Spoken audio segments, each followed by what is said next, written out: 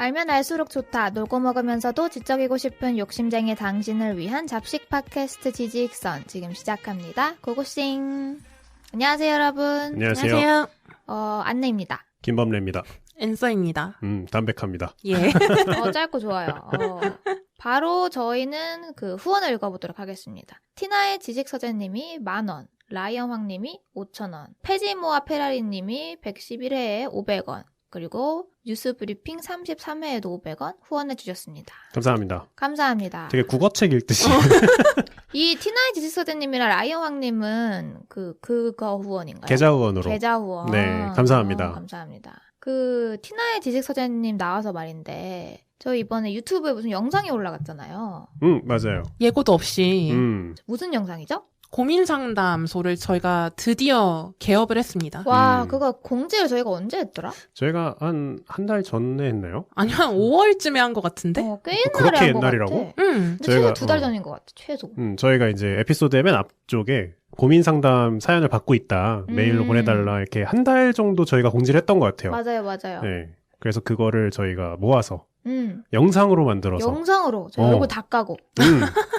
제 얼굴 다 나옵니다. 네, 유튜브에 올라왔습니다. 네, 아마 유튜브에만 올라갈 것 같아서 그 고민상담소 내용 궁금하신 분들은 저희 유튜브 채널에 오셔서 영상 봐주시면 좋을 것 같고요. 그때 사연 중에 한 분이 티나의 지식서재님 아니었나요? 맞아요. 그래서 딱 생각이 났습니다. 그래서 그 영상 보시고 내 고민도 한번 보내보고 싶다. 저희가 왜냐면 고민상담 좀 재밌게 잘 하지 않았습니까? 재밌었어요. 자화자찬 아니고 진짜 영상이 나쁘지 않았던 것 같아요. 그래서 그거 보시고 내 고민도 보내고 싶다 이런 생각 드시면 저희 지직선 공식 메일로 보내주시면 저희가 감사히 저희 컨텐츠에 사용하도록 하겠습니다. 저희가 사연이 굉장히 많이 들어오는데요. 셀 수가 없이 너무 많이 들어요. 굉장히 놀랍게도 이 많은 사연 중에 내 사연이 꼭 읽힐 거다라는 보장도 좀 드릴 수 있는. 한 번 보내면 무조건 읽힐 거다. 네, 되게 많이 들어오는데 다 읽혀요. 그리고 팟캐스트로는 지금 처음 공지를 하는 건데 이미 유튜브 구독하신 분들 중에서는 영상을 보시고 사연을 이미 보내신 분도 계세요. 맞아요. 네, 그래서 너무 감사하다는 말씀도 같이 드리겠습니다. 감사합니다. 그리고 이제 본격적으로 들어가기에 앞서서 저 좀 얘기하고 싶은 게 있는데 제가 최근에 재밌는 MBTI 질문을 봤어요. 이거 지직선 오프닝 때 한번 말해야겠다 생각을 했던 건데 한번 들어보세요. 네. 앤서가 과제를 한다고 도와주는 거예요. 내 과제를 막 도와줬어요, 앤서가. 근데 앤서가 저장을 안 누른 거야. 다 날라간 거야. 이런 경우가 한 명 있고요. 범례가 내가 해놓은 과제를 나 잠시 자리 비운 동안 막 사진으로 다 찍어가지고 가져가서 베껴간 거야. 2명 중 누가 더 괘씸한가라는 질문이었습니다. 이게 이게 의견이 갈리나 봐. 신기하죠? 그러네. 여러분들은 뭐예요? 이거 질문 받은 적이 있긴 한데요. 그때도 그렇고 지금도 그렇고 저는 범례가 나쁘다. 그치. 이 케이스에선 범례가 나쁜 거 아닌가요? 이건 의도의 문제잖아요. 진짜요? 누가 괘씸하냐. 그러면은 이 사연 안에 범례가 나쁜 거지. 저는 앤서가 너무 충격적이어서 범례는 보이지도 않아요. 왜? 그러니까 밤새 같이 한 작업을 밤새가 아니라 그냥 날 도와준 거지. 그러니까 앤서가 내 과제를 도와주는데 앤서가 저장을 안 눌러서 날려버린 거야. 이거랑 범례가 나 잠깐 자리 비우는 사이에 막 찍어서 가져간 거야. 요거랑. 저장 안 하는 건 내 귀책 사유도 있잖아. 그런가? 우선 도움을 받았다는 거에서 우선 의무감은 없는 거 아닌가? 이런 게 F라고 합니다. 이런 마음을 갖고 있는 사람. 도와준 게 중요한 거잖아. 의도가 중요한 거잖아. 이렇게 접근하는 게 F들이라고 하고 이제 그 반대로 결과를 중요시하는 사람들이 T라고 하더라고요. 나 T인데? 완전 F인 거 극T인데? 아니야? 왜냐면 이거 확 갈려요. ESTJ인데 나? 다시 한번 검사 받아보세요. 왜냐면은 이거 그 질문을 받은 무리들이 있었는데 T랑 F가 극명하게 갈리더라고요. 도와줬는데 그걸 괘씸하다고 생각한다고? 난 신경도 안 쓰요, 나는. 나 몰래 내 거 훔쳐가지고 찍어간 내 친구가 더 손절각인데? 그러니까 말하고 가져간 것도 아니고 화장실 간 사이에 찍어갔다며? 이거 지금 과제라는 예시지만 이거 회사였으면 죽방 날라가지. 진짜 화난다. 회사였으면 근데 그 앞 사람도 더 화나는 거 아니에요? 아니에요. 다시 일해야 되잖아. 사실 했던 걸 다시 하는 건 생각보다 빨리 될 수 있어요. 다시 하는 거. 그리고 그런 일이 생각보다 직장엔 많기 때문에 그래서 난 뒤에가 더 마음에 와닿은 것 같기도 하고 회사에서 뭐 일 날리는 게 심심치 않게 한 번씩 있기 때문에 맞아. 저는 그래도 1.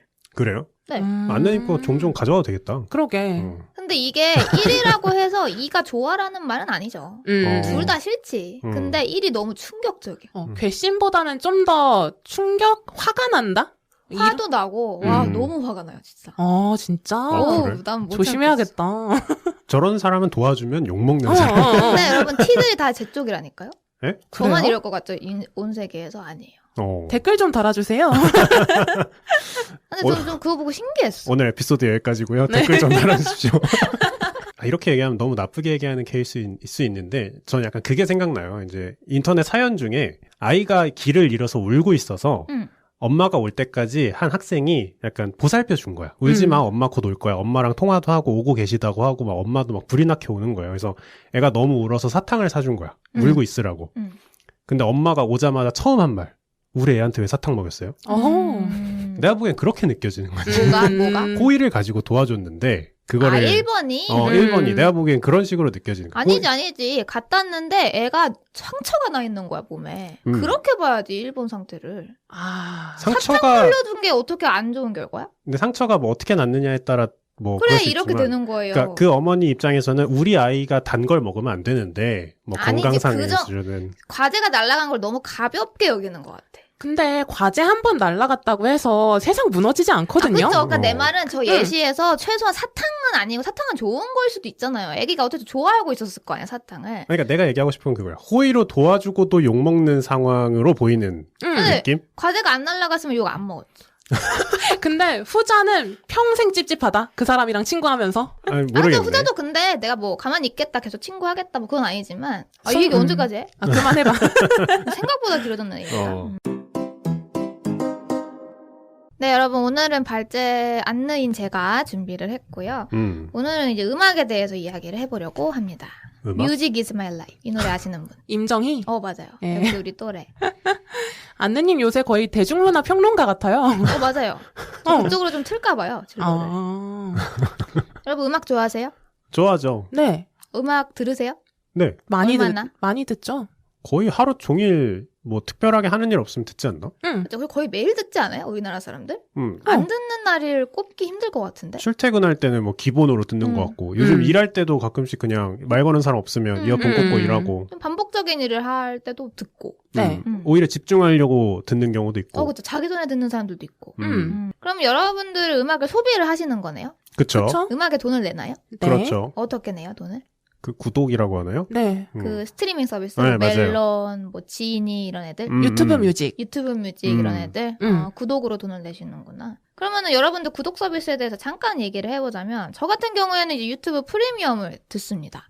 원래 멜론 지니 이런 국내 거 듣다가 유튜브 프리미엄으로 넘어갔는데 유튜브 뮤직이죠. 저는 뭐 개인적으로 만족을 하는데 단점이랄까 좀 신경 쓰이는 게 하나 있습니다. 우리나라의 차트를 알 수 없다는 것.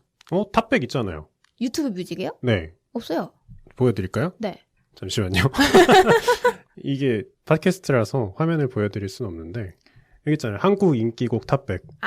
한국 인기곡 탑백이 있어요? 네. 이건 어떻게 그거 되는 거죠? 집계를? 순위별로 다 나와 있네? 제가 뭐 이런 얘기하면 좀 그렇지만 제가 다른 나라 걸로 가입이 되어 있어요.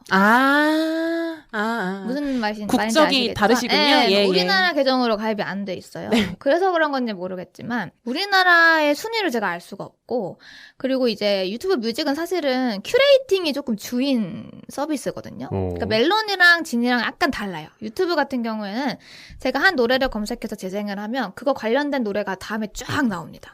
그치. 뮤직 스테이션이라는 기능으로. 맞아요. 그런데 그런 기능이 이제 멜론이나 지니에는 조금 덜하죠.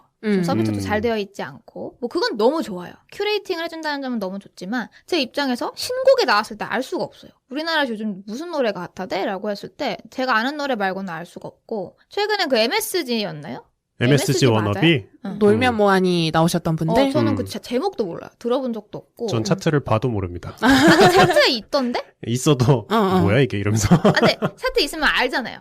이런 노래가 있구나.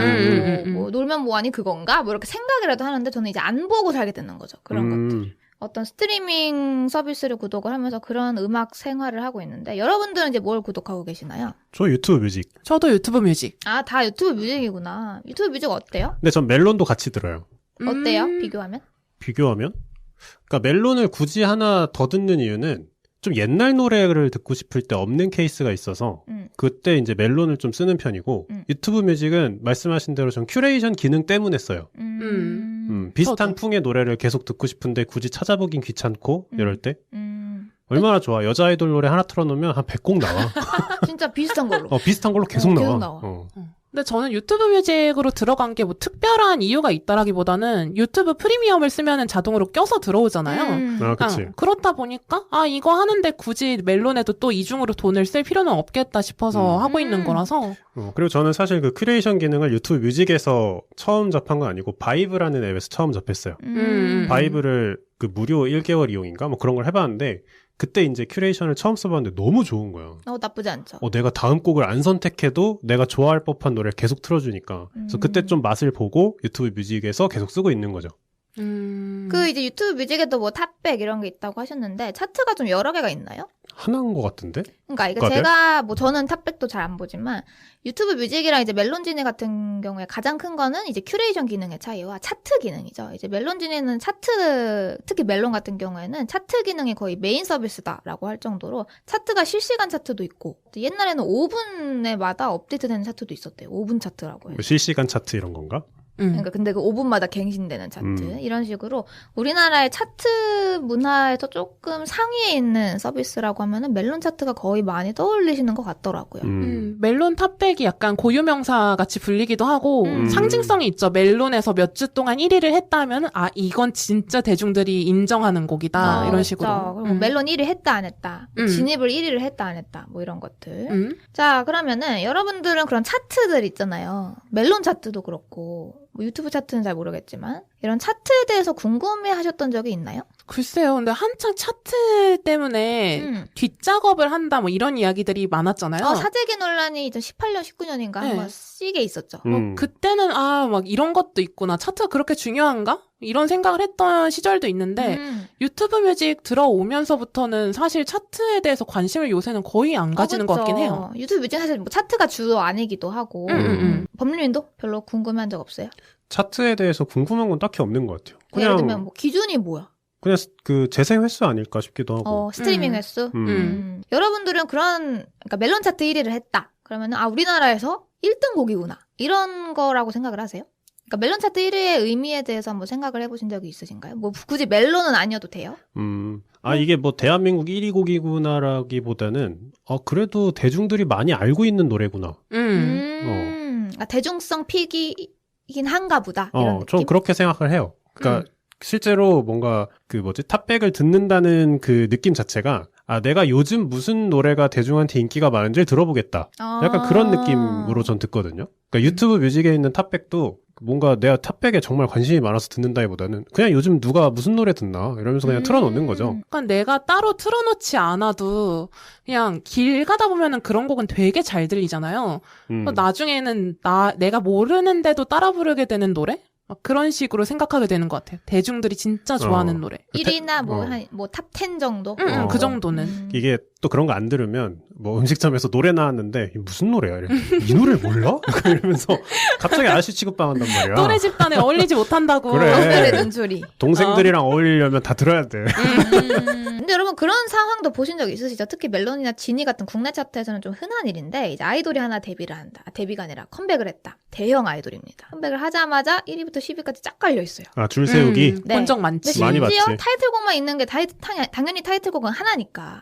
수록곡들까지 이제 탑 10에 막 싹 다 들어가 있는 거예요. 보통 그렇지. 안느님이 좋아하는 BTS. 네네네. 또 컴백할 때마다 멜론에 보면은 그냥 그 앨범의 노래뿐만이 아니라 한 20위까지 예전에 발매한 노래들까지 다 차트에 들어가 있었던 것 같긴 해요. 맞아요. 뭐 사실 음원 강자라는 아이유도 컴백하면 쫙 줄 세우게 됩니다. 맞아요.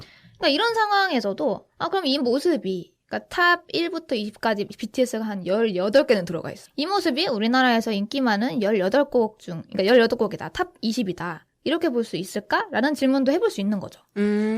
이게 대중픽인가? 그러니까 아까 이제 탑 10 정도면 대중픽이라고 생각한다라고 말씀하셨잖아요. 근데 이게 뭐 줄 세우기인지 아닌지는 저희가 확인할 수 없죠, 사실은. 다 따져보지 않는 이상. 이제 음원이 쫙 깔려있는 아이돌 노래.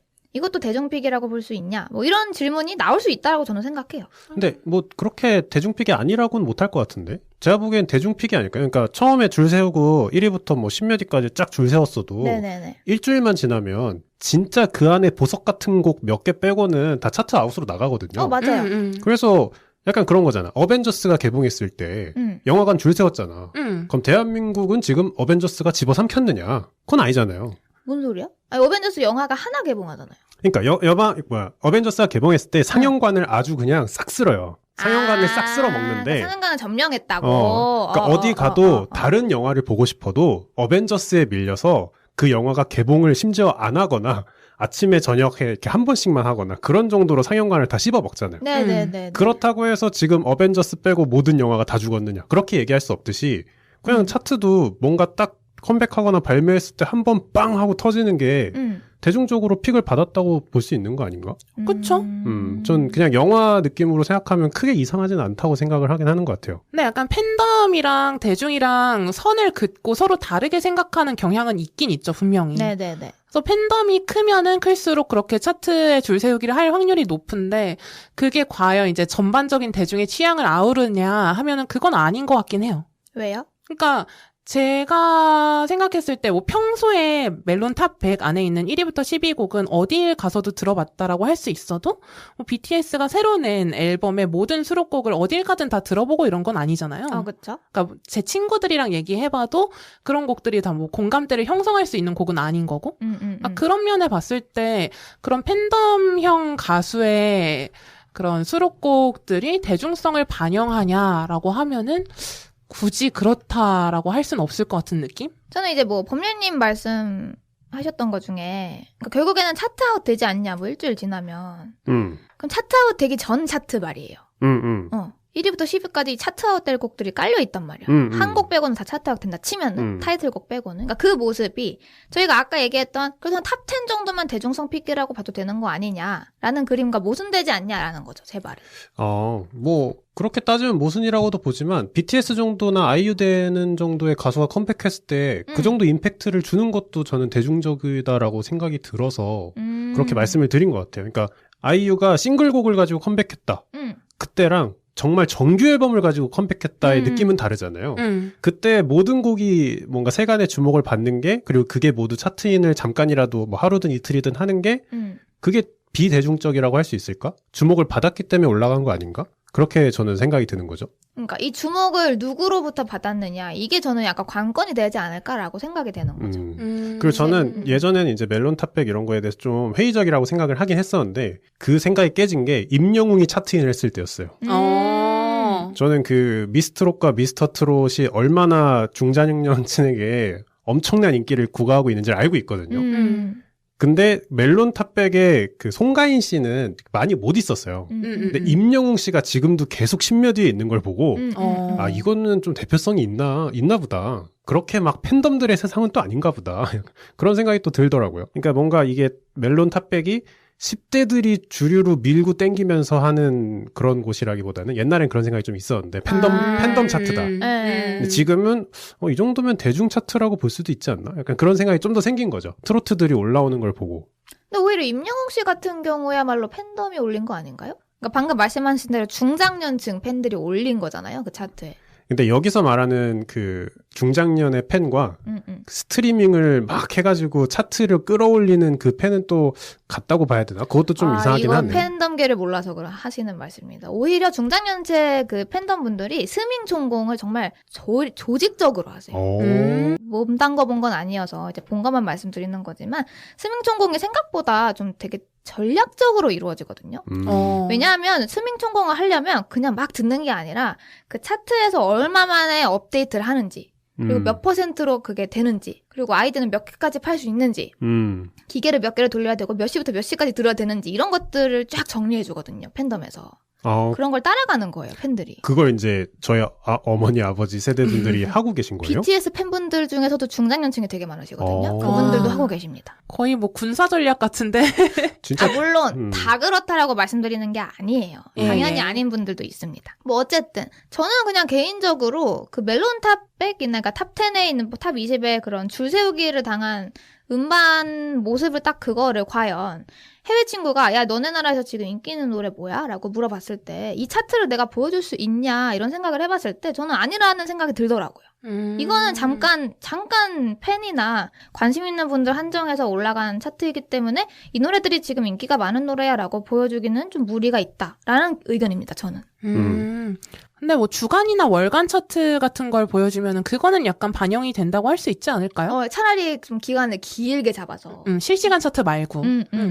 여러분 그런 것도 요즘 뭐 안 보실 것 같긴 한데 그 음악 방송들 있잖아요. 네. 지상파 3대 음악 방송에서도 매번 1위를 발표를 합니다. 순위가 쫙 나오죠. 그런 건 또 보여줄 수 있겠냐라는 거예요. 그 차트를 내가 요즘 우리나라에서 인기 많은 노래야라고 보여줄 수 있겠냐라는 거죠. 이거에 대해서는 또 어떻게 생각하세요? 나는 계속 비슷한 의견인 것 같은데 그것도 대중성이 있는 거 아닌가? 그치. 근데 세대별 대중성이라고 할 수도 있을 것 같기는 한데. 그러니까 약간 제가 느끼기엔 그런 거예요. 내가 모른다고 대중적이지 않은 건가? 근데 이 음악 방송 보시면 알겠지만 사실 뭐 아이돌밖에 안 나오긴 하거든요. 그리고 이제 오늘 그 음악 방송의 기준 하나 말씀드릴 건데 보시면 뭐 팬들이 왜 이렇게 뼈가 갈리는가 이거 투표하느라 이런 생각이 좀 들더라고요. 그 뭐 1위 발표할 때 그런 거 하잖아요. 뭐 음악 방송 점수, 음반 판매 점수, 스트리밍 점수, 문자 투표 결과를 합산하면서 짠 하고 나오잖아요. 맞아요. 엄청 많이 보나 본데? 매주 보나 본데? 근데 물론 그게 이제 조직적으로 이루어졌을 수도 있지만 그 많은 사람이 조직적으로 이루어질 수 있다는 건 그것도 나름의 대중의 판단을 받은 거지 않나라고 생각이 들어요. 뭐 그만큼의 파일을 가지고 있다라고 해석을 할 수는 있겠는데 이건 근데 음악 방송 1위가 백예린의 스퀘어나 뭐 딘의 인스타그램인 건 아닌 거잖아요. 그렇죠. 네. 근데 실제로 이제 전반적인 인기를 구사하고 있는 곡들은 이런 곡일 때가 많고 누가 외국인 친구가 물어봤을 때 음악 방송 1위 봐봐 하고 음악 중심 봐봐. 그렇게 보여주기는 약간 어려운 느낌은 있죠. 근데 나는 아까 잠깐 얘기했지만 그 생각이 너무 강해요. 내가 모른다고 대중적이지 않은 음악이 아니잖아요. 아니 내가 아는 노래들인데 거기 1위에서 모르는 노래 있어요? 그러니까 그럼 대중적인 노래 아니야? 그러니까 대중에 대한 의미가 좀 저는 한 10대 20대의 픽이라고 생각해요. 그 음악 방송 1위는. 방송은? 물론 거기도 음반 판매 점수랑 뭐 이런 것들이 다 합산이 되는데 뭐 이거 오늘 좀 얘기를 해볼게요. 음반 판매가 과연 대중 픽인 것이냐? 뭐 이렇게 질문을 좀 드려봤고 이제 음악 시장에 대해서 좀 먼저 살펴볼게요. 지금 세계 10대 음악 시장 2018년 기준으로 국제 음반산업협회에서 발표를 했는데요. 1위는 당연히 어디일까요? 미국? 미국이죠. 2위는 어딜까요? 일본. 3위는? 한국? 영국. 영국입니다. 와우. 한국은 몇 위일까요? 7위? 7위? 6위? 6위? 10위 안엔 있나? 10위 안에 있습니다. 7위 하지 않을까요? 7, 8위? 정답은 6위입니다. 와우. 천재인데? 그러니까. 인구수에 비하면은 굉장히 선정하고 있네요. 그리고 이제 이 같은 곳에서 세계 음악 시장 규모, 그러니까 세계에서 음악 시장의 수익이 나잖아요. 네. 그 수익의 파이가 어디가 무엇을 얼마나 가져가느냐 이런 걸 발표를 했는데 전반적으로 추세만 말씀드리면 2001년부터 2018년의 추세를 보면요. 2001년에는 이것이 거의 뭐 한 95%를 먹고 있었어요. 그러다가 2018년에 와서는 한 2위로 하락하게 됩니다. 반의 반 정도? 전혀 모르겠는데. 음반. 음반? 앨범. 실물 앨범. 실물 앨범 맞습니다. 실물입니다. 실물. 그러니까 이건 음반 CD일 수도 있고 뭐 카세트 테이프, 옛날에 LP판도 있었겠죠? 그런 것들의 판매가 2001년만 해도 그냥 95% 이상을 먹고 있었어요. 그러니까 음악 시장에서 돈이 나왔다 하면 다 이것 때문인 거예요. 근데 지금은 1위는커녕 반의 반 정도 를 해당하는 수치를 차지하고 있습니다. 그러면은 지금 이 순간 2018년 1위는 무엇일까요? 스트리밍? 이거는 사실 깊게 생각 안 해도 알 수 있죠. 광고비? 스트리밍. 스트리밍의 시대가 왔잖아요, 저희가. 네. 모든 사람들이 스트리밍으로 노래를 들어요. 여기는 우리 3명뿐만 아니라. 그래서 지금 1위는요, 스트리밍으로 거의 한 절반 정도를 차지합니다. 그리고 그 2위로 피지컬, 그러니까 실물 음반 판매량이고요. 3위는 공연에서 나오는 음원 순위이고요. 그리고 그 다음이 무엇일까요? 지금 안 나온 게 하나 있어요. 4위를 차지하고 있는. 모르겠네. 아직 언급 안 된 하나가 있어요. 근데 유명한 건데. 유튜브? 유튜브가 뭐야? 영상 시청? 아니에요. 모르겠는데. 이거 여러분들이 알고 있는 그 멜론 차트랑 음악방송 차트에서 다 계산하는 거예요. 이거 넣습니다. 문자 투표. 뭐지? 뭔데? 다운로드. 다운로드. 디지털 음원 다운로드. 우리 옛날에 이거 많이 했잖아요. 옛날엔 많이 했지. 옛날에 많이 했죠. 소리바다.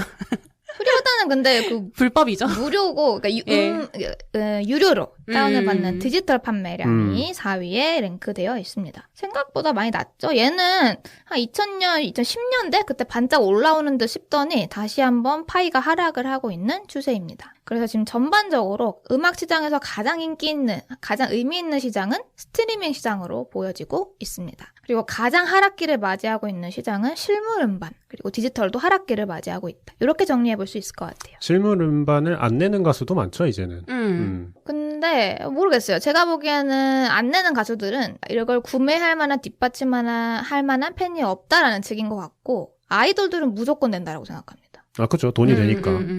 그리고 한국컨텐츠진흥원에 따르면, 자, 그렇다면 이제 세계 1위 시장을 차지하고 있는 미국의 상황은 어떤지 한번 살펴보도록 하겠습니다. 왜 갑자기 미국이냐? 이렇게 생각을 할 수 있겠지만, 미국이 1위인데 사실 저는 그게 약간 넘사라고 생각해요. 1위 차이도 제가 보기엔 꽤 크고, 우리나라도 특히 일본도 그렇고 미국 시장을 되게 따라가는 듯한 모습을 많이 보이고, 아시아권에서는 특히 미국 시장에 진출을 했다. 그럼 진짜 국위선양이잖아요, 그거. 그치. 우리나라도 BTS가 사실은 글로벌 1위 한 거보다 미국에서 1위 했다, 이거에 좀 더 주목을 받고 있는 상황이잖아요. 그런 의미에서 미국도 살펴보도록 하겠습니다. 미국이 미국 음반산업협회에서 2020년 기준 첫 반기에 그 음악 산업에서 나온 수익의 85%를 스트리밍이 차지했다라고 밝혔습니다. 와. 너무 크죠. 거의 다네. 그 다음 7%가 피지컬, 실물 음반, 그 다음에 디지털 다운로드 6%. 그리고 조금 더 구체적인 수치를 제가 가지고 왔는데요. 똑같이 미국 음반산업협회에서 발표를 한 건데, 세대별로 어떻게 음악을 소비하는지를 쫙 나눠놨더라고요. 뮤직 스트리밍은 정말 전 세대가, 여기 세대에는 베이비 부머 세대도 있거든요. 베이비 부머 세대면은 지금 한 50대에서 70대 분들까지 포함해서 최소 72%의 사람들이 뮤직을 스트리밍에서 듣는다라고 합니다. 그러니까 정말 나이가 많으신 분들도 70% 이상은 스트리밍으로 노래를 듣는다라는 거죠. 그러면은 저희가 흔히 음반 판매량도 많이 집계가 되거든요. 차트 순위를 매길 때. 그런 CD를 사거나 아니면 디지털 음원을 다운받거나, 그리고 요즘 또 바이닐이라는 말 많이 들어보셨나요? 아, LP? 네네네. 바이닐이 요즘 또 레트로 열풍 때문에 또 많이들 사시잖아요. 이런 것들을 사는 퍼센티지는 얼마나 될까? 이런 것도 적혀 있습니다. 지금 어리신 분들, 10대, 20대 분들은 CD 사고 디지털 음원 다운받고 바이닐 사고 이게 각각 4%, 5% 정도 돼요. 정말 적은 사람들이 그렇게 사고 있고, 뭐 조금 이런 걸 산다라는 사람들은 베이비 부머 세대가 15%의 사람들이 CD를 사고요. 그리고 X세대라고 하죠. 지금 40, 50대 되는 분들이 디지털 음원을 10% 정도는 다운을 받고 있다라고 합니다. 근데 생각보다 수치가 적은 상황이죠. 미국 시장, 음악 시장이랑 우리나라랑 가장 큰 차이점이 하나 있는데 혹시 뭔지 아세요? 이거는 차이가 아니잖아요. 디지털 음원 다운받고 스트리밍하고 CD 사고 이런 거 우리나라도 다 하잖아요. 네. 근데 미국 음악 시장에 특히나 안 죽는 곳이 하나 있습니다. 라디오입니다. 미국은요, 아직도 라디오를 들어요. 근데 이게 왜 그런가 생각을 한번 해보셨나요? 왜 미국은 아직도 라디오를 듣지? 운전을 많이 하니까? 우리 운전 많이 하잖아요. 한국도 라디오 많이 듣지 않아요? 라디오 들으세요? 그러니까 자차로 출퇴근하시는 분들 라디오 엄청 듣지 않나? 근데 미국은 약간 운전하는 범위가 좀 넓은 편이잖아요. 땅덩어리가 큰 만큼. 아, 그치. 그래서 운전하면서 듣는 사람들이 많을 것 같긴 해요. 근데 뭐 저는 라디오를 아예 안 듣는데, 사실 뭐 저희 세대는 뭐 범례님 빼고 아니야. 저희 아래 세대는 이제 라디오를 많이 안 듣는데, 네네.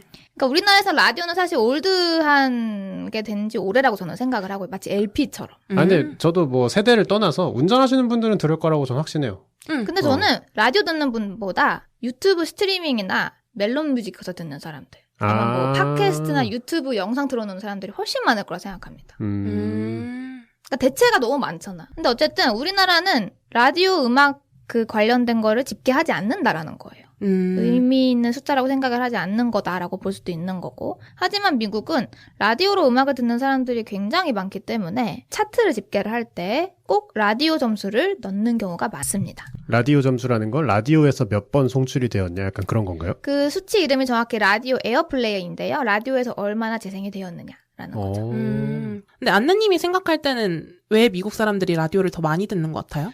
저는 뭐 말씀하신 대로 운전도 그렇고 미국은 땅덩어리가 엄청 크잖아요. 그리고 우리나라만큼 사실 다 와이파이나 다 3G, 4G가 터지는 곳이 아니에요. 이게 5G죠. 진짜 미국은 아직도 도로에서 죽는 사람들이 많죠. 연락이 안 돼서. 뭐 차가 멈췄는데 아무하고도 연락할 수 없어서. 그리고 뭐 옥수수 밭에서 길 잃었다 죽는 사람들도 있고. 근데 이게 진짜로 거기는 다 우리나라만큼 5G가 터지는 곳이 너무 아니고 5G가 진짜 많아요. 그럼 거기서 들을 수 있는 게 뭐야? 라디오밖에 없는 거지. 라고 저는 생각을 해보았습니다. 물론 여러 가지 이유가 있겠죠.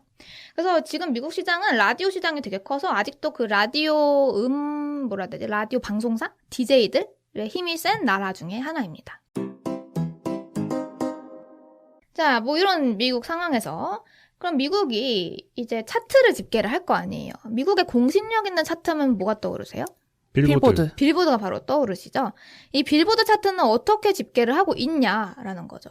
좀 비교를 잠깐 해보자면 우리나라에서 좀 유명하다는 멜론 차트 있잖아요. 멜론 차트는 딱 2개만 봅니다. 첫 번째는 스트리밍, 두 번째는 다운로드 이렇게 봐요. 빌보드 같은 경우에는 이제 발표를 할 때 물론 빌보드도 여러분 보신 분들은 아시겠지만 차트가 한 개가 아니에요. 빌보드 차트 하나 이렇게 있는 게 아니고 제가 BTS 편에서도 말씀드리긴 했는데 굉장히 많은 차트를 발매를 하고 있는데 그중에 메인 차트 2개가 있습니다. 오늘은 그 메인 차트 2개만 보도록 할게요. 첫 번째가 핫백 차트입니다.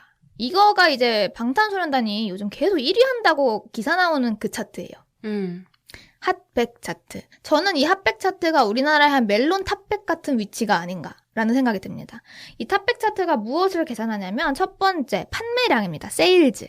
여기에는 디지털 음원 세일즈, 피지컬 싱글 세일즈가 포함이 되는 거고요. 두 번째는 스트리밍 수치입니다. 뭐 당연하겠죠. 스트리밍 시대가 왔으니.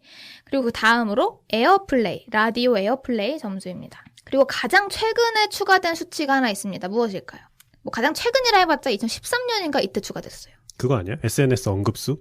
트윗 수 뭐 이런 거? 그런 거? 아니에요. 아무래도 근데 음악이니까 트윗은 좀 너무 텍스트고. 뭐지? 모르겠는데? 유튜브 조회수입니다. 유튜브 뮤비, 그러니까 뮤비 조회수? 오피셜 음원, 오피셜 뮤비 조회수. 그 핫백 차트는 여러분 어느 나라 집계인지 알고 계시죠? 미국? 미국 아니에요? 네, 미국만 집계하는 그러니까 우리나라의 멜론 차트처럼 미국의 국내 차트예요. 네네. 그래서 유튜브 조회수 같은 경우에도 미국 조회수만 뽑아가는 거예요. 무슨 말인지 아시겠죠? 이 음원 판매량, 피지컬 싱글 판매량도 미국에서 산 거만 집계되는 거예요.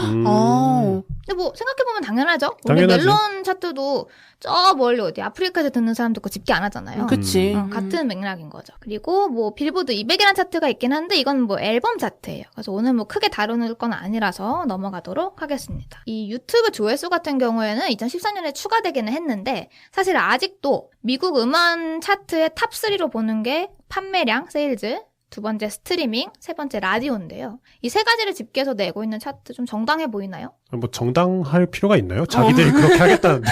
근데 이게 정당해야 되는 게 빌보드의 차트는 공신력이 있는 차트예요. 그러니까 빌보드는 멜론처럼 음악을 판매하는 것도 아니고 그러니까 멜론 차트 같은 경우는 사실 가장 득을 볼 게 멜론이거든요. 자기들 거에서 스트리밍한 거 점수 받아간다라고 하면은 아이돌들이 내 멜론에서 노래를 재생하고 다운받아야 된다라는 거예요. 그럼 그게 돈이 어디로 갑니까? 뭐 100% 아티스트에 가는 게 아니잖아요. 멜론이 가져가는 거기 때문에 멜론 같은 경우에는 사실은 공신력 있는 차트로 인정받기 힘들죠. 하지만 빌보드 같은 경우에는 이 빌보드 차트를 소수의 사람들만 보는 게 아니라는 말이에요. 미국 하면 빌보드 차트다라고 얘기를 할 정도로 미국의 음악 시장을 대표하는 차트인데 공신력에 대한 시비가 안 들어올 수가 없는 거예요. 만약에 말씀하신 대로 공정할 필요가 있어요? 라고 했으면 빌보드 차트가 그 위치에 가지도 못했겠죠. 이런저런 돈을 받고 순위를 조작했을 테니까. 근데 어쨌든 빌보드 입장에서는 이렇게 한 3가지 정도를 보면서 우린 차트를 매기고 있다라고 얘기를 합니다. 많은 아티스트와 아티스트의 이제 매니지먼트 회사죠. 회사에서 이런저런 전략을 쓰는 거예요. 차트에 올라가려고. 어떤 전략들이 좀 가능할까요? 여러분들이 만약에 매니지먼트 회사야. 우리 아티스트 차트 올려야 돼. 그래야 돈이 되잖아요. 어떤 식의 전략을 한번 써보시겠어요? 아니, 뭐 라디오 있으니까 옛날에 그런 거 많았잖아요. 매니지먼트 회사에서 라디오 PD한테 접근해서 끝날 때 우리 애들 노래 좀 틀어주세요. 뒷돈 이렇게 주면. 옛날에 한국에도 많았죠 이런 거는. 많죠. 아까 얘기한 것처럼 실제로 라디오 프로모션을 돌 수도 있겠고. 지역 방송 돌아다니면서. 근데 그 외에는 사실 스트리밍이랑 다운로드에 있어서 회사에서 어떻게 더 액션을 취할 만한 게 있을까 싶기는 하네요. 생각보다 많더라고요. 아, 진짜? 뭘 하나요? 자, 우선 첫 번째로 방금 말씀하신 뒷돈 주는 거 있잖아요, DJ한테. 네. 이거는 사실 오늘 논의를 별로 안 할 거인 것이 불법 행위입니다. 미국에서 불법으로 딱 찍어놓은 행위라서 저희가 언급할 것도 없어요. 불법이니까 하면 안 돼요. 한국에서도 불법이죠. 네.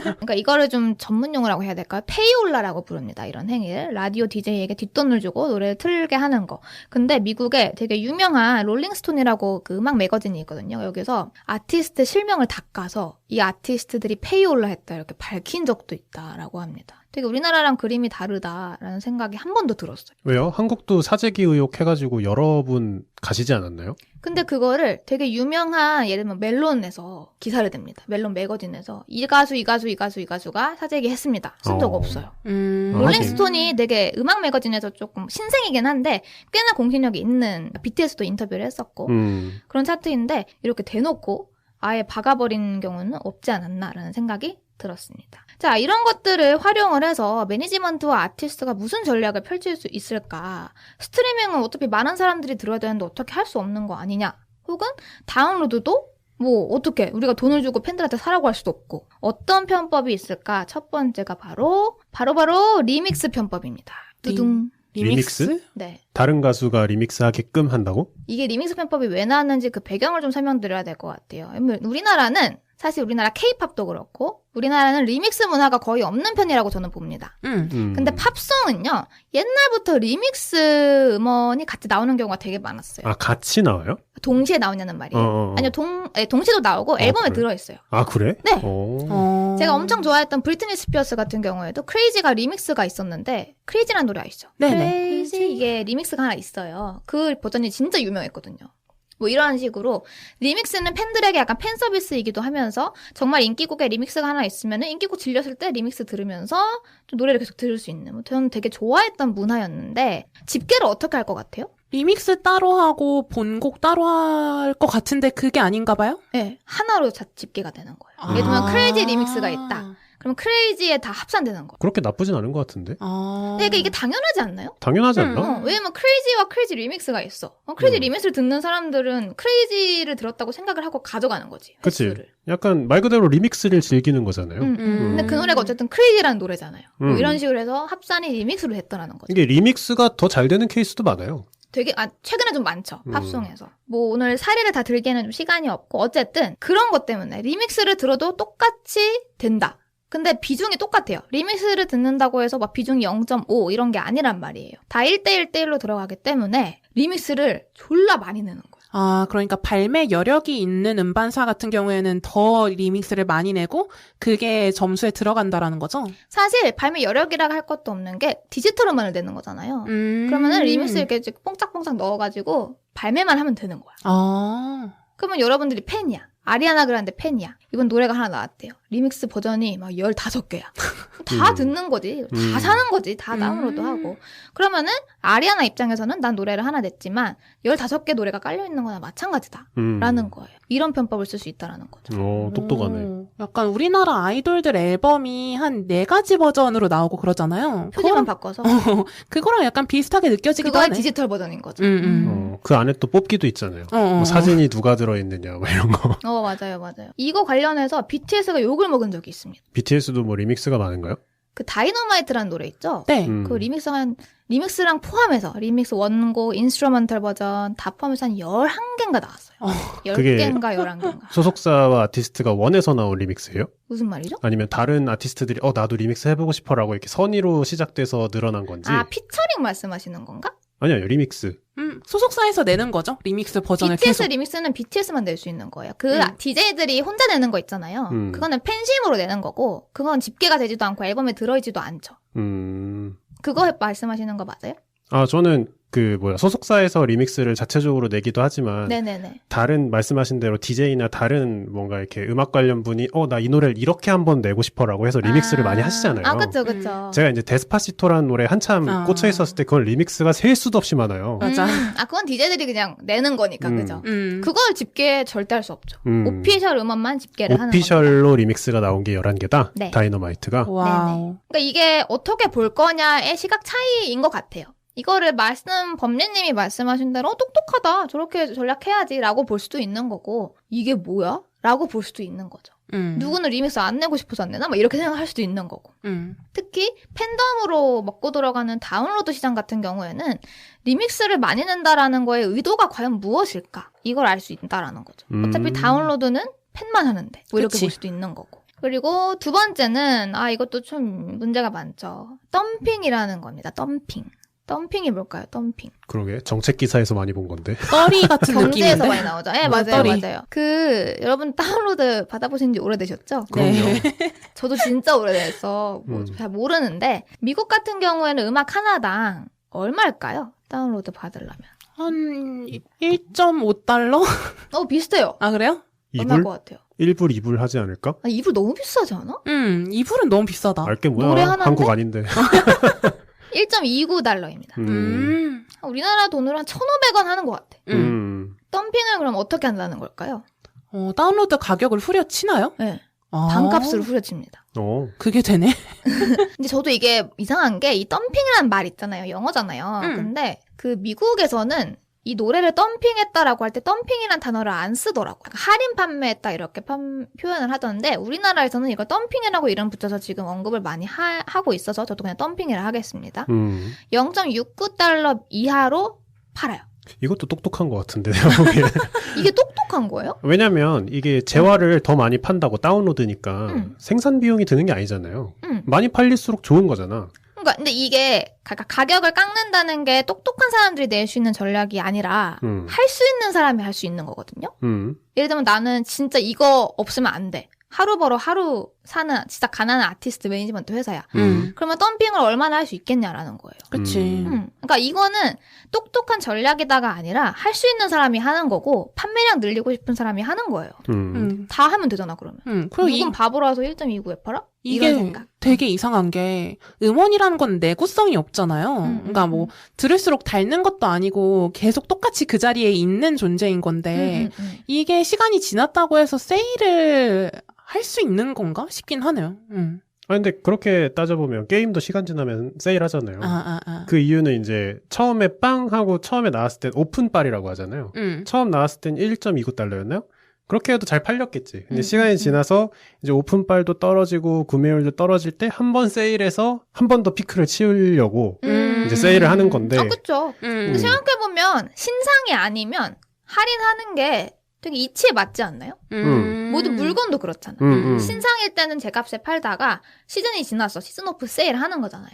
그리고 미국 같은 경우에는 블랙 프라이데이야. 그 음원도 8일을 이제 할인해서 판단 말이에요. 이런 것들은 문제가 되지 않고 욕을 먹은 적도 없다라는 거예요. 근데 여기서 문제가 되는 건 발매하자마자 오픈 세일 반값에 나오는 거예요. 그리고 아직까지 막 음악이 나온 지 뭐 한 2달이 다 돼가. 아직도 반값에 팔아. 이런 상황에서 욕을 먹게 된다는 거죠.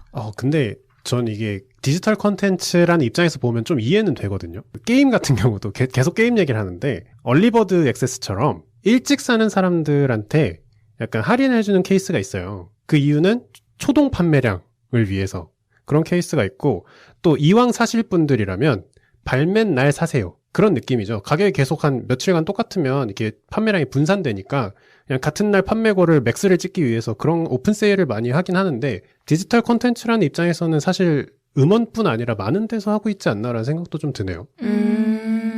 이게 다 이러고 있다. 그러면 문제가 안 되지 않았을까라는 생각도 들어요. 근데 말씀하신 대로 게임에 계속 감정이입을 해보자면 자본금이 별로 없는 중소게임사에서 하기 쉽지 않죠. 그치. 얼리버드를 하더라도 사람을 제한을 하죠. 개수 제한하고. 개수 제한하고. 예시를 좀 드려보자면 자꾸 방탄소년단 얘기가 나오는데 이제 방탄소년단 같은 경우에는 이제 발매하자마자 자꾸 반값에 팔고 제값에 파는 게 많이 없어요. 들으면 들을수록 하이브 주가가 왜 오르는가에 대해서 그러니까 이거에 대한 논의는 있습니다. 그럼 방탄소년단이 잘못된 거냐? 방탄소년단의 차트인이 아이씨 이거 펜빨이었네 이렇게 볼 수 있냐? 이거는 또 다른 문제다라는 거죠. 그리고 방탄뿐만 아니라 많은 가수들이 덤핑을 하는데 예를 들면 여러분들이 다 알만한 그 테일러 스위프트라는 가수 있잖아요. 네. 그 가수가 꽤나 최근에 냈던 노래를 그 집계 기간이 있거든요. 빌보드도 그 집계 기간에 맞춰서 0.69에 팔다가 0.39까지 내린 적이 있어요. 근데 이거는 좀 상징적인 숫자거든요. 그 누구도 이렇게까지는 안 내려갔어. 그래서 사람들이 덤핑에 대한 이런 거를 저격하는 거 아니야? 이렇게도 봤던 거죠. 일부러 갖고 저렇게 팔아서 약간 덤핑하는 사람들 비판하는 거 아니냐. 0.69가 뭐냐? 대장부라면 0.3 정도는 가져야 이게 덤핑이다. 약간 이런 느낌 아닐까? 뭐 이렇게 보기도 한다라는 거죠. 뭐 이런 전략이냐, 뭐 편법이냐, 뭐 이런 것들을 할 수 있겠는데 사실 이렇게 해야 빌보드에 올라갈 수 있기 때문에 사람들이 이렇게까지 하는 게 아닌가라는 씁쓸한 생각도 드는 거죠. 빌보드에 올라가야 사람들이 한 번이라도 더 들어주니까. 그리고 홍보가 무엇보다 많이 되니까 이런 거 생각해 볼 수 있는 거죠. 맞아요. 사실 빌보드 1위 했다. 이거 상징성을 저희 BTS만 봐도 알잖아요. 자, 그렇다면 요즘에 팬덤들이 사용하는 방법 중에 하나가 있는데요. 이거는 저는 개인적으로 좀 아니다라는 생각이 들어요. 이 앞에서 얘기했던 것들은 그래 뭐 전략일 수 있지. 돈이 있으면 할 수 있지 이런 생각이 드는데 저는 이 행위들은 차트의 본질을 흐리는 행위다라고 저는 감히 생각을 해보았습니다. 바로 스트리밍 수치를 어디서 집계한다 했죠? 어디서 스트리밍을 한 걸 집계를 하는 거죠? 미국에서 집계를 한 거잖아요. 그래서 해외에 사는 팬들이 VPN을 돌려서 미국 VPN으로 접근을 해서 스트리밍을 하는 거예요. 이건 어떻게 생각하세요? 야, 이거는 빌보드에선 좀 난감할 수 있겠네요. 이게 애매하잖아. 근데 그 정도 정성이라면은 참작해줄 만도 하다. 그러니까 약간 예를 들어서 뭐 대한민국 영화제야. 국제영화제 말고 로컬 영화제야. 근데 예를 들어서 정말 핫한 케이팝 스타 한 명이 주연으로 들어왔어. 그래서 해외에 있는 사람들이 다 한국 VPN으로 돌려가지고 투표를 해가지고 뭐 1위 뭐 1000만 표, 2위 12만 표 막 이렇게 됐어. 예를 들어서. 그래서 이 점수상 보면 빼도 박도 못하고 이 영화가 1위야. 지금 그런 상황인 거죠. 그러니까 분명히 로컬 랭킹인데 그 로컬 랭킹을 로컬 사람들이 정한 게 아닌 게 되는 거죠. 섞이는 거지, 허수들이야. 그치. 난 이건 좀 문제가 있다고 보는데. 근데 난 애매하죠. 이게 조금 애매한 게, 그러니까 미국에서 다른 나라의 차트를 이런 식으로 영향을 준다라고 하면은 너무 심한데라고 생각할 수도 있는데. 과연 얼마나 빌보드 차트에 그런 VPN을 우회해서 스트리밍을 하는 게 영향을 줄까 싶긴 하거든요. 소수일 것이다. 그렇게 막 영향이 크지 않을 것 같다라는 생각이 들긴 해요. 근데 이게 물론 이제 빌보드의 정말 최상위권 1, 2, 3, 4, 5 막 이 정도에서는 그게 유의미하지 않을 수 있지만 막 90몇 채에서는 뭐 10,000명, 10만 명 정도만 참여를 해도 사실 바뀔 수도 있잖아요. 물론 제가 빌보드의 그 플랜을 잘 모르겠지만 그런 쪽에서는 유의미할 수 있을 것 같은데. 그리고 오히려 1, 2, 3, 4, 5위에 되는 사람들은 팬덤이 클 거 아니에요. 그쵸. 글로벌 팬들이 되게 많을 거 아니야. 이게 허용되는 순간 글로벌 팬들이 어떤 움직임을 취할 것이냐, 앞으로. 그러니까 이게 지금이야 적은 사람들이 하겠지. 근데 이게 문제가 없는 걸 알게 된 거야, 사람들이. 그랬을 때 어떻게 될 거냐. 그러니까 이건 문제가 있는데. 예를 들어 좀 더 실생활로 가져와 봐. 우리 아파트 단지 이렇게 반상회를 해. 근데 옆 단지에서 아파트까지 옷만 갈아입고 오셔서 투표를 하는 거야. 우리 단지라고. 말이 안 되지. 그렇긴 하지. 너무 아저씨 같은 예시가. 그런 거잖아. 반상회 요즘도 해요? 안 해요. 하지 않나? 안 하나? 뭐 잘 안 하지. 요즘은 다 위원회가 있던데. 뭐 어쨌든 그런 상황인 거죠. 그리고 빌보드에서 이제 방탄소년단으로 최근에 인터뷰를 한 적이 있는데요. 그 인터뷰가 좀 논란이 됐었는데 그 중에 한 부분만 제가 얘기를 해드리면 방탄소년단 팬들이 아미들이 펀딩을 열어요. 펀딩을 해서 돈을 막 모아. 그 돈으로 뭐 할 것 같아요? 앨범을 사나요? 미국으로 보냅니다. 미국 팬들 앨범 사라고. 이런 걸 하거든요. 상상을 초월하네. 그러게. 물론 방탄소년단만 하냐 그건 아니에요. 근데 방탄소년단 얘기가 좀 유명하다 보니까 제가 가져온 건데. 그럼 그 돈을 받은 미국에서는 그걸로 앨범을 사든지 뭐 음원을 다운로드 받던지 하겠죠. 그 내역까지 내가 제대로 보진 못했지만 실제로 이제 펀딩을 열어서 그거를 빌보드에서 알고 그거를 인터뷰에 적어서 그 방탄소년단 멤버에게 물어봅니다. 근데 이건 빌보드 입장에서는 정말 인터뷰를 잘했네. 그래요? 제가 보기엔 그건데 너네도 알고 있니? 약간 그런 느낌인데. 근데 그래서 이 인터뷰가 되게 욕을 먹었어요. 그러니까 팬들 입장에서 기분 나쁠 수 있지. 개빡치지. 근데 이것이 귀책 사유가 아티스트한테 있는 게 아닌데. 저는 그거 아니라 생각해요. 그렇죠. 아티스트한테 그런 질문을 한 게 좀 무례하게 느껴질 수 있죠. 그러니까 약간 그런 거지. 너네도 그거에 덕으로 올라온 걸 너네도 알고 있냐는 말을 빌보드가 돌려서 한 게 아닌가? 과연 그럴까? 모르겠어요. 의중을 모르겠어. 어쨌든. 아니면 우리가 이렇게 이 얘기를 하고 있는 게 빌보드의 노림수일 수도 있어. 이런 식으로. 노이즈 만드는 거. 실제로 뭐 조금 사례를 들자면 저스틴 비버 있잖아요. 네네. 저스틴 비버가 자기 인스타그램 계정에 올렸다 삭제한 글이 있거든요. 거기에 뭐라 써있냐면 그 팬들에게 장려를 합니다. 스트리밍 할 때 미국 VPN으로 들어라. 이렇게 장려를 하는 글을 올렸다가 삭제를 한 적이 있어요. 본인이 캐나다 사람이니까 그렇게 했나? 그리고 이제 비버 같은 경우는 이제 워낙 인터넷으로 팬이 많으니까. 그치. 근데 그거 자기 공홈에 올리는 거 좀 아니잖아. 그러니까 이런 것 때문에 빌보드가 물어본 거 아닐까? 너네도 알고 있니? 사실 비버를 깐 거지. 사실은. 그 해리 스타일즈도 이렇게 한 적이 있대요. 아, 정말? VPN 돌려서 독려하는 거지. 근데 이제 아티스트의 윤리를 따지고 든다면 문제가 될 수 있지만 아티스트가 사실 어떻게 보면 우리가 생각하는 것보다 훨씬 그들은 성공을 바랄 거 아니야. 사실 수단과 방법을 가리고 싶지 않을 수도 있겠지. 물론 비번 이미 성공해서 잘 모르겠지만 그런 사람들이 그런 요구를 하는 거는 윤리적으로는 잘못됐어도 진심은 맞지 않나. 진심은 맞거지. 내가 얘기 안 해도 알아서 해주면 좋겠다. 그렇게 생각하지 않을까? 그러니까 이런 것 때문에 이제 이런저런 말들이 나온다라는 거죠. 그러니까 빌보드가 정말 공신력이 있는 게 맞냐? 그러니까 그게 미국의 로컬 차트가 맞느냐? 왜냐면 이제 빌보드 같은 경우에는 글로벌 차트가 따로 있어요. 그래요? 있어요. 글로벌 200이라는 차트도 있고 그런 글로벌을 측정하는 차트가 분명히 있음에도 불구하고 팬들은 왜 미국 내의 성공을 바라면서 그렇게 하는 것인가? 이런 거에 대한 생각도 해볼 수 있는 거죠. 그건 약간 그거 아닐까요? 미국이 약간 팝의 고향이라 그래야 되나? 뭐 어쨌든 메카라 그래야 되나? 어쨌든 거기서 팝으로 인정받는다는 게 상징성이 있는 거잖아요. 그치. 그리고 미국이라는 나라 자체도 상징성이 있긴 하죠. 상업 음악의 약간 산실 같은 곳이잖아. 저는 근데 사실은 사대주의의 끝판왕이라고 봐요. 이 현상 자체가. 그래? 왜냐면 뭐 라틴 음악 생각해 볼게요. 라틴 음악도 되게 이제 진짜 주류를 자리 잡으려고 하거든요. 팝, 그러니까 미국에서도. 라틴에도 본고장이 있단 말이에요. 라틴 팝. 그럼 우리나라나 아시아의 어떤 아티스트들이 그런 곳에서 일을 하려고 이렇게까지 노력을 하냐라는 거죠. 분명히 시장들은 여러 개 있거든요. 근데 이제 미국에서만 이런 일이 유독 일어난다라고 저는 봅니다. 근데 이게 그러니까 사대주의라는 게 미국에 대한 걸 얘기하는 거예요? 네네네, 미국. 그래요? 그리고 말씀하세요. 근데 저는 이게 꼭 사대주의라고 생각할 수는 없는 게 그냥 본고장을 찾아간다고 생각을 해요. 그러니까. 근데 그게 미국이라니까? 근데 음악 팝에, 그러니까 상업음악의 본고장은 미국이 맞지 않아요? 그렇긴 하죠. 그러니까 제가 느끼기엔 그런 거예요. 만약 해외에서 태권도를 배워. 한국 대회에서 1등 했다. 의미 있잖아. 본고장을 찾아온 거잖아. 그리고 뭐 기술 같은 것도 자동차 같은 게 한국 자동차가 독일에서 평가가 좋게 받았다. 그럼 약간 자동차의 본고장에서 좋은 평가를 받았다. 이렇게 이제 기사들이 많이 나오고 그렇게 좀 본고장을 찾아간 거지. 이게 꼭 미국이기 때문에 우리가 다시 생각해 볼 필요가 있나? 약간 전 그렇게 들리네요. 그러니까 라틴 팝을 예를 들어서 뭐 BTS든 어느 K-팝 스타가 라틴 계열 노래를 냈어. 근데 그게 진짜 남미 차트에 떴어. 그럼 그건 또 그 본고장에서 1등을 한 거니까 좀 의미가 있지 않나? 근데 이렇게까지 화제가 되지 않을 거라 확신합니다. BTS가 미국에서 지금 핫백 1위 찍는 걸로 계속 기사 나오고 뉴스에도 또 나오잖아요, 지금. 그 정도로 화제가 되지 않을 거라고 확신을 하고. 그리고 뭐랄까, 이게 그 탑백 차트에 좀 집착을 하는 듯한 모습이 저는 보여요. 분명히 글로벌 차트 1위도 진짜 의미 있는 거거든요. 그치. 글로벌 차트가 어떻게 보면 더 쩌는 거잖아. 전 세계에서 1위라는데.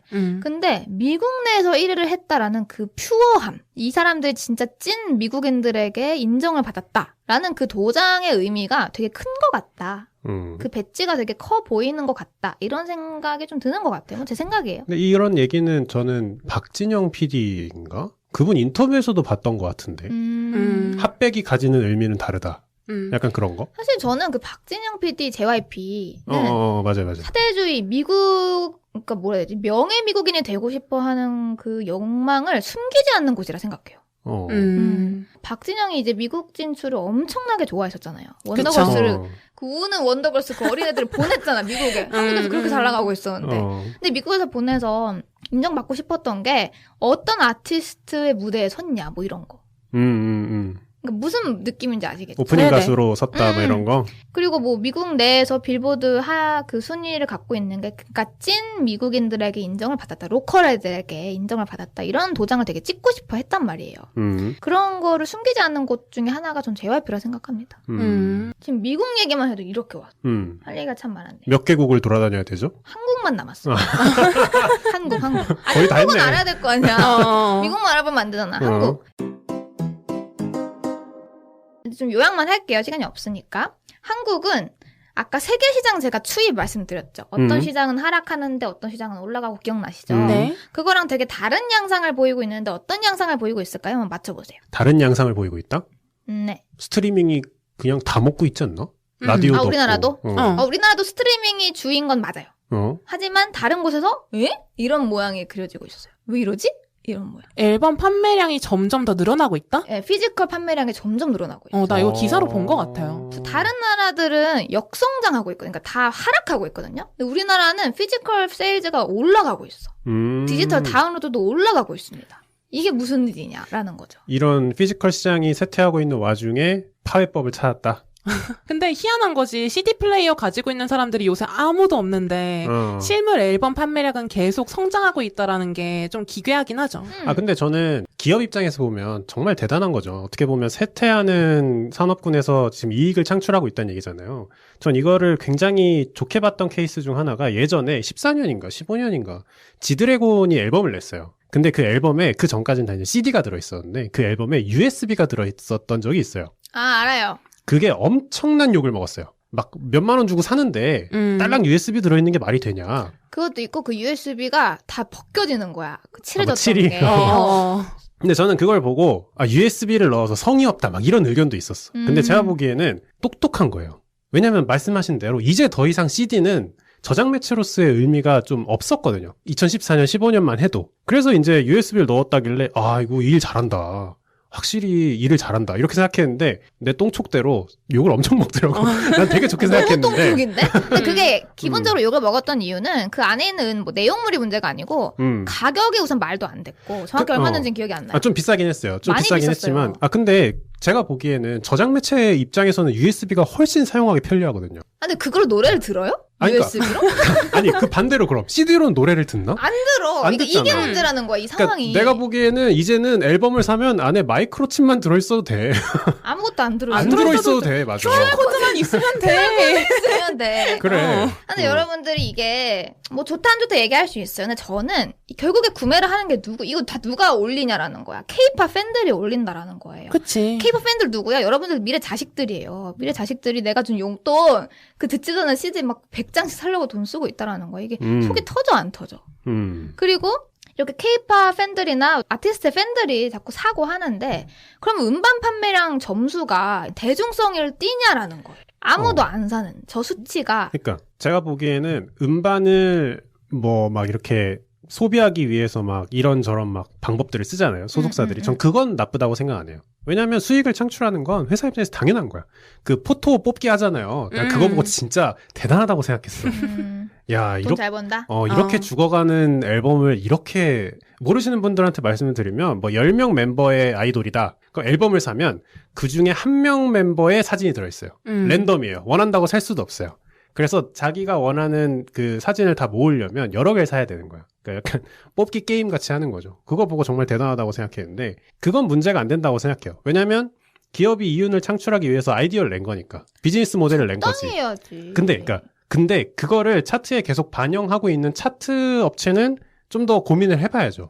이게 대중성을 띠고 문제가 아닌지에 대해서는 그쪽에서 고민을 해야 되는 거 아닌가?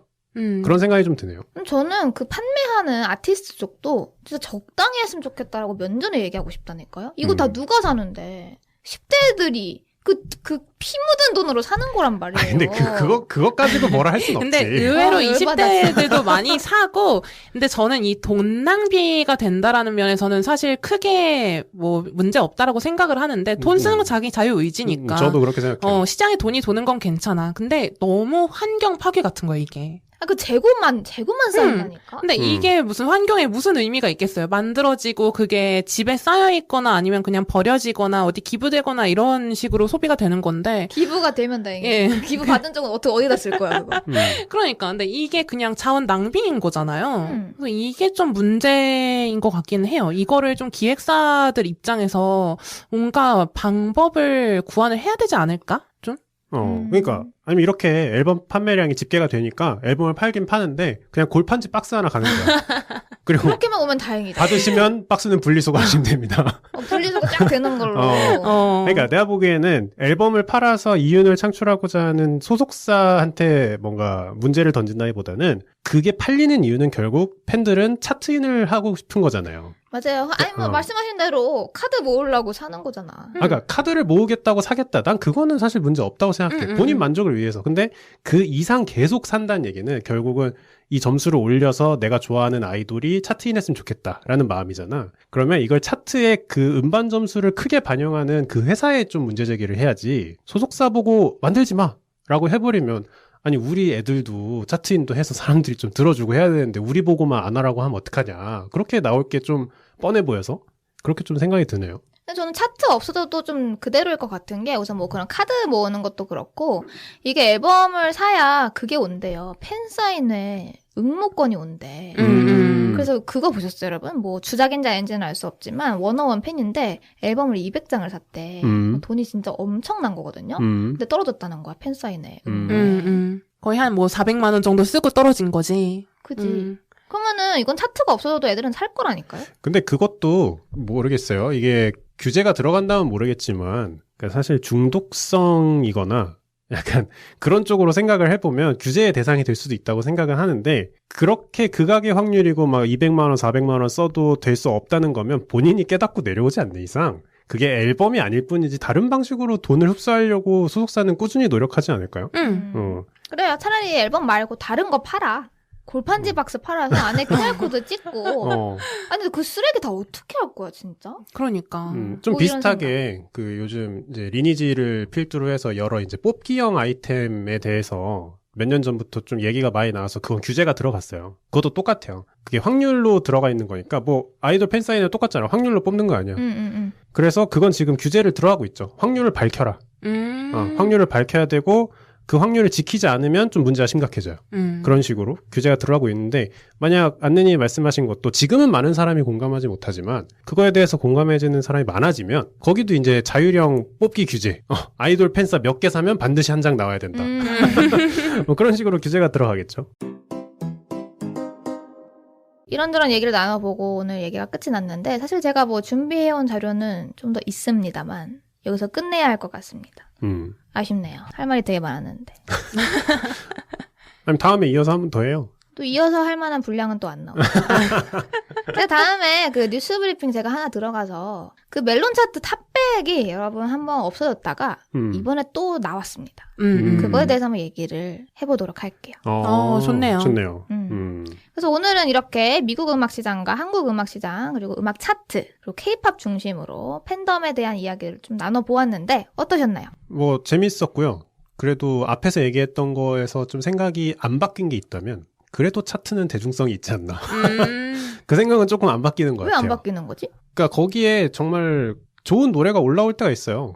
그러니까 제가 생각하는 게 뭐냐면 그 예전에 이효리 씨가 그 TV에서 다운타운 베이비인가? 알아요. 그 노래를 언급을 했는데 그분이 차트로 올라가서 좋은 노래여서 그게 이제 꽤 오랫동안 상위권에 있었어요. 그런 걸 보면은 좋은 노래를 발굴하는 게 어려운 거지. 좋은 노래면 차트에 대중의 사랑을 받아서 오래 남을 수 있는 이 시스템 자체는 아직은 있는 것 같아요. 말씀하신 대로 정말 1위부터 100위까지가 아이돌판이고 정말 팬덤 싸움이다. 그러진 않은 것 같아. 제가 보기엔 아직은. 물론 모르겠어. 내가 속고 있는 걸 수도 있지만. 그래서 대중성은 있지 않나. 없진 않다. 저도 생각합니다. 없다고 생각 안 해요. 분명히 있지만. 맹점은 있지만. 맹점이 점이 좀 크지 않나. 왜냐면 사실 멜론 차트 같은 경우에는 스트리밍과 다운로드가 4대 6인가 6대 3가 그래요. 그럼 다운로드를 하는 사람들은 대중이 아닌데 제가 보기엔 그런 점수가 너무 크게 들어가는 거 아닌가? 그리고 다운로드를 허용함으로써 결국엔 피가 갈리는 건 팬들이 아닌가? 이런 생각이 들었습니다. 저는 되게 오랜만에 알고리즘에 몸을 맡기고 그 파도를 타면서 유튜브에 선택을 받은 노래만 듣다가 차트에 대해서 되게 고심해보는 시간을 가져서 좋았고, 우리 안느님이 지지익선의 거의 임진모 같은 역할로. 임진모가 뭐예요? 대중문화 평론가신데, 예. 아, 사람이시구나. 네네.